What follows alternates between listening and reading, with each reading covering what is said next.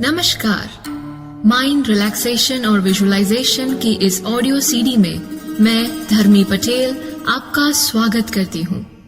दोस्तों, छोटे से छोटे इंसान को लेकर बड़े से बड़े सफल इंसान तक सभी को शांति की जरूरत है, शांति की तलाश है। पर शांति सुख के बिना नहीं मिलती और सुख समृद्धि के बिना। समृद्धि, मैं आर्थिक समृद्धि की बात नहीं कर रही।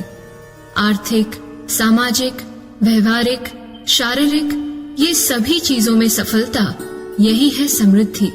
और इन सभी चीजों में आपको समृद्धि मिलने के बाद सुख की अनुभूति होती है और फिर मिलती है शांति। पर ये सारी चीजें आपको मिलेगी कहाँ से? आपकी मन की शक्तियों से। प्रोफेसर विलियम जेम्स ने ये कहा है कि सफल से सफल इंसान भी अपनी मन की शक्तियों का सिर्फ 10% इस्तेमाल करता है। तो फिर बाकी के 90% का क्या आप जानते हैं? 2 प्रकार के मन होते हैं, जागृत मन और अर्ध जागृत मन। जागृत मन के और अर्ध जागृत मन की शक्तियों के बारे में आप नहीं जानते, तो आज हम इस विषय पर बात करेंगे।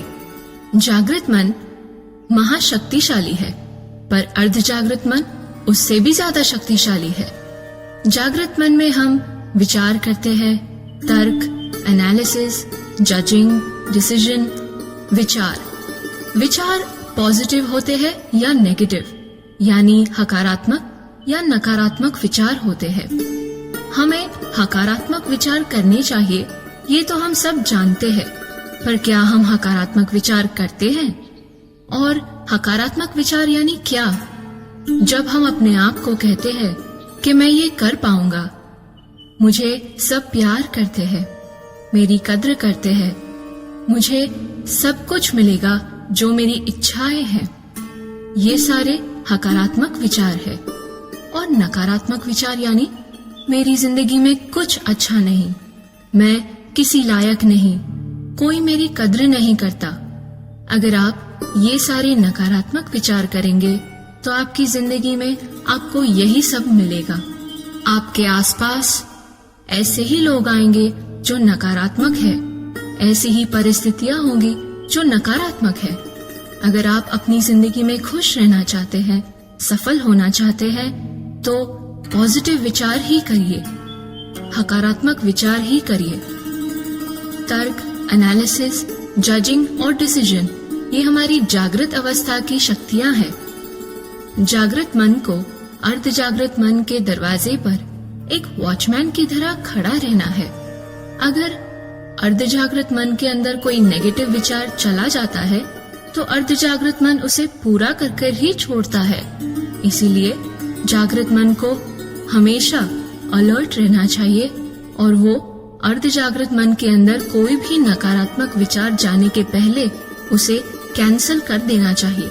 अगर जागृत मन सिर्फ हकारात्मक विचार अर्ध जागृत मन के अंदर जाने देगा तो वो बीज एक हकारात्मक पेड़ की तरह बाहर आ जाएगा। अर्ध जागृत मन ये महाशक्तिशाली मन है, दैवीय शक्तियां है। ये हमारी सारी इच्छाएं पूरी करता है, हमारी जिंदगी में अपॉर्चुनिटीज लाता है, धन आकर्षित करता है और हमारे शरीर में जो डिजीज या रोग होते हैं उसे भी निकाल देता है। हमारा कॉन्फिडेंस, मेमोरी, टेलीपैथी, ये सारी हमारे अर्ध जागृत मन की ही शक्तियां हैं। जागृत मन के पास 10% शक्ति है और अर्ध जागृत मन के पास 90% शक्तियां हैं। पर जागृत मन मालिक है और अर्ध जागृत मन सेवक। जैसे हम अलादीन और जीनी की बात करें, आप सबने अलादीन और जीनी की कहानी तो सुनी होगी। अलादीन जब भी चिराग घिसता है उसमें से एक जीनी निकलता है और जीनी कहता है, हुक्म मेरे आका। जीनी अलादीन की कही हुई सारी बातों पर अमल करता है, उन सारी इच्छाओं को पूरी करता है। जब मैंने ये कहानी सुनी तो मुझे लगा काश मेरे पास भी ऐसा एक जीनी होता। और जब मुझे पता चला कि अर्ध जागृत मन के पास ये सारी शक्तियां हैं, तो मुझे यकीन हो गया कि मेरे पास भी ये जीनी है। हाँ दोस्तों, आप सभी के पास ये जीनी है, पर इस जीनी से हम बात कैसे करें? जागृत मन अर्ध जागृत मन से बात कैसे करें? ये कर सकता है अल्फा अवस्था में। ये अल्फा अवस्था क्या है, आइए इसे समझते हैं। अल्फा अवस्था मन की एक ऐसी अवस्था है जहाँ जागृत मन और अर्ध जागृत मन एक दूसरे से बात कर सकते हैं। जैसे कि अभी हम बीटा अवस्था में हैं। बीटा अवस्था में हमारे विचारों की तरंगे 14 से 35 तक होती है। हम एनालाइज कर सकते हैं, सोच सकते हैं, हमारे विचार चालू रहते हैं और हमारा मन काफी तेजी से बहता है।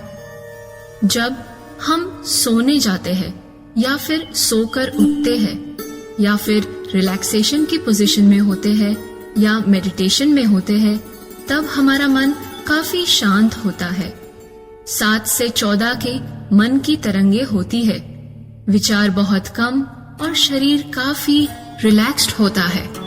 ये एक ऐसी अवस्था है जब हमारा अर्ध जागृत मन रिसीविंग मोड में रहता है। जागृत मन अर्ध जागृत मन को जो भी कहे वो उसे मान लेता है। थीटा अवस्था यानी कि निद्रा की अवस्था। यहाँ आप जब सो जाते हैं तब आपके विचार 7 से 4 के तरंगों में रहता है और तब आप पूरी तरह से रिलैक्स्ड हो जाते हैं। चौथी अवस्था यानी डेल्टा अवस्था। यहाँ या तो अनकॉन्शियस होता है कोई व्यक्ति या फिर कोमा में चले जाता है। 4 से 1 की ये मन की तरंगों की अवस्था है। हमें अल्फा अवस्था पे ध्यान देना है, क्योंकि यही वो अवस्था है जहाँ हमारे अंदर रहा हुआ वो जीनी जाग जाता है। हम उस चिराग को घिस के वो जीनी के पास से हमारे सारी इच्छित इच्छाएं पूरी कर सकते हैं। आइए जानते हैं कि ये अल्फा अवस्था में पहुंचे कैसे। रिलैक्सेशन क्या है?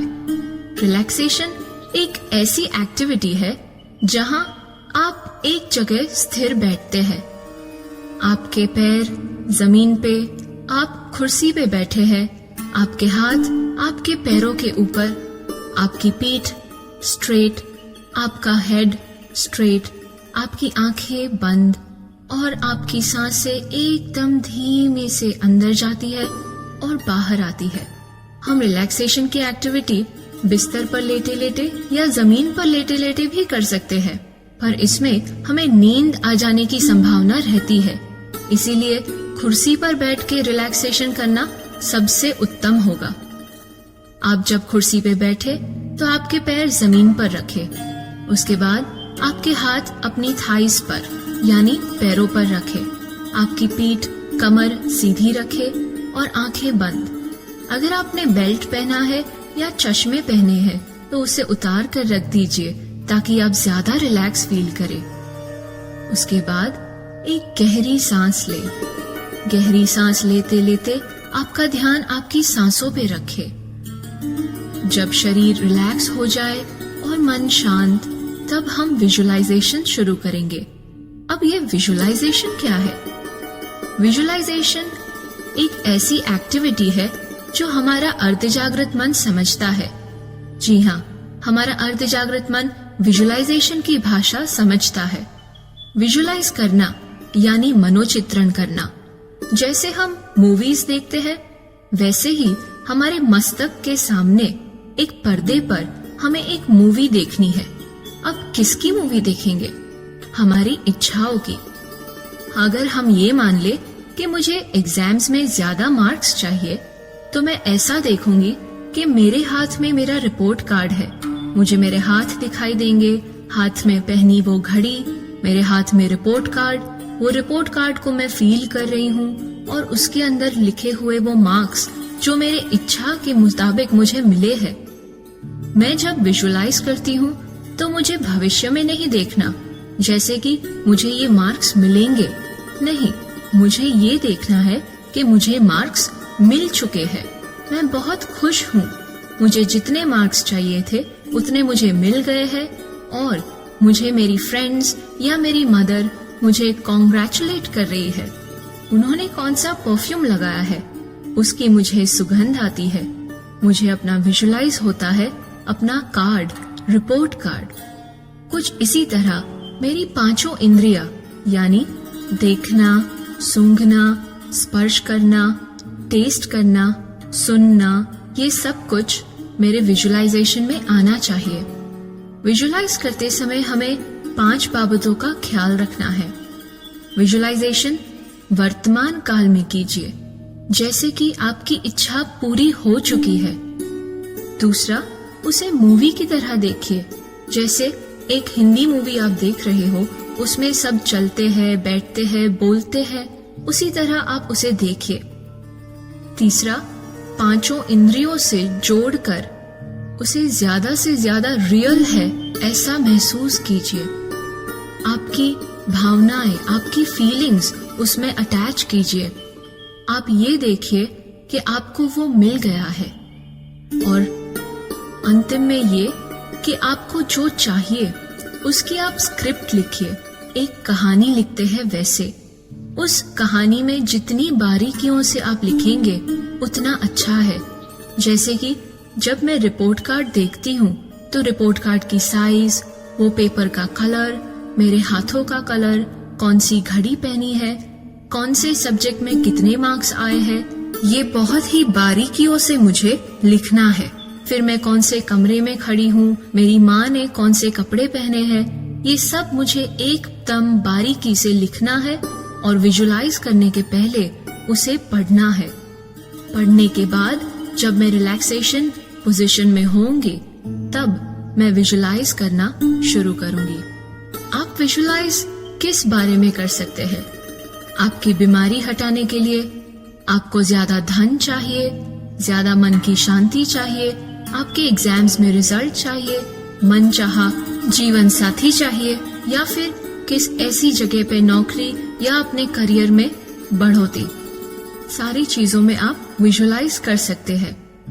जब आपका विजुलाइजेशन खत्म हो जाए उसके बाद आप धीरे धीरे अपने हाथों की उंगलियों को और पैरों की उंगलियों को हिलाएं। धीरे से आपके हाथ आपकी आंखों पे रख दे और फिर हाथ नीचे कर आपकी आंखें खोल दे। जब आप रिलैक्सेशन पोजीशन में आए तब आप ये देखिए कि आपकी जो रूम है उसमें लाइट कम है, आपका सेल फोन बंद है ताकि आपको कोई डिस्टर्ब ना करे। ये सारी बाबतों को आप ध्यान में रखकर जब विजुलाइज करेंगे तो वो आपके जीवन में हकीकत के रूप में आकर ही रहेगा। विजुलाइजेशन खत्म होने के बाद आप अपनी रेगुलर एक्टिविटीज में लग जाएं और फिर जब भी आपको अंदर से एक आवाज आती है कि हाँ यही मुझे अपने गोल की तरफ ले जाएगी, तो उस आवाज पे अमल करें, एक्शन ले। तभी आपकी सारी इच्छाएं पूरी हो सकती है। इस पर विश्वास कीजिए।